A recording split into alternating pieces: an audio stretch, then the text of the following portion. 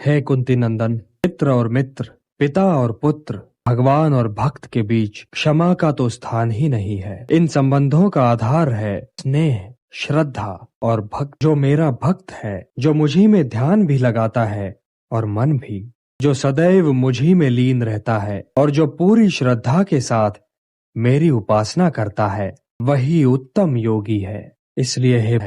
इसलिए सोचना हो तो केवल मेरे विषय में सोचो, पूजना हो तो केवल मुझे पूजो, अपने आप को मुझे अर्पण कर दो।